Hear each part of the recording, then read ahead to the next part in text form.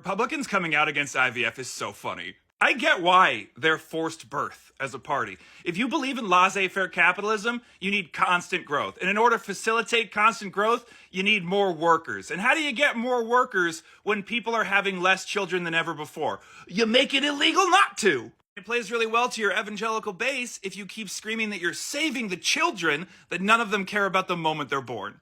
But they messed up. They've been screaming that fetuses are children for so long that some judge in Alabama has decided that God thinks that all those frozen embryos in IVF labs are also children now. Here's the thing about IVF. You don't just take out one egg and you fertilize it and then you put it in. You take out as many as you can harvest and you inseminate as many of them as you can to see which one of them will be the most viable. A lot of people use IVF if they have some sort of genetic condition, like a propensity for breast cancer, and then they find an IVF that doesn't have that genetic marker so that they can be born without the sword of Damocles hanging over them.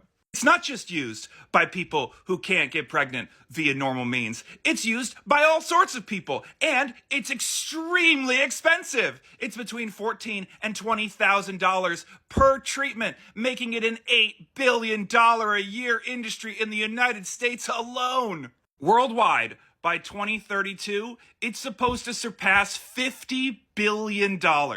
Now, what do Republicans really like? Money? Forced birth. What is being against IVF getting them? Neither one. Ignoring all the medical and ethical and legal ramifications, it is just so funny that these people who just want more babies, more poor babies, are specifically now pissing off a massive billion-dollar industry and people with money.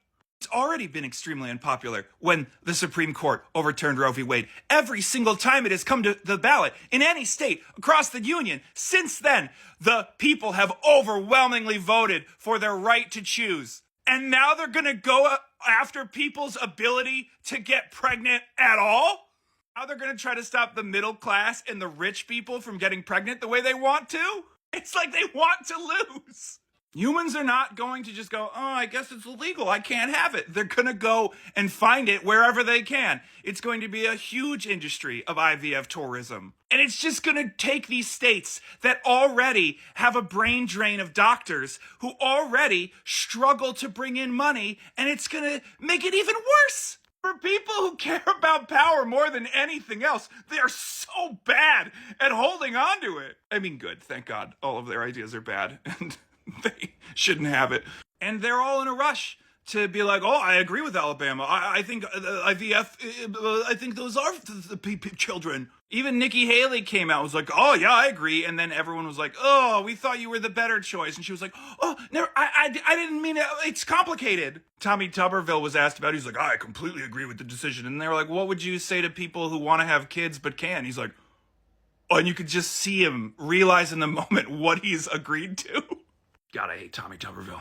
So anyway, if you want the ability to get IVF at some point in the future, or the ability to freeze your eggs, or just like probably the ability to take birth control at all, I wouldn't vote for these guys because they are categorically against it. Over 100 members of the House of Representatives signed on for a bill against this. So, yeah.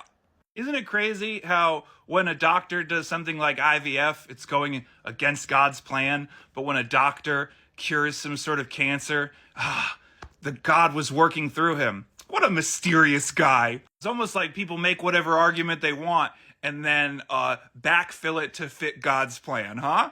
Pish posh hogwash. God's totally a thing that you should bring up in your legal determinations. Vote while you still can.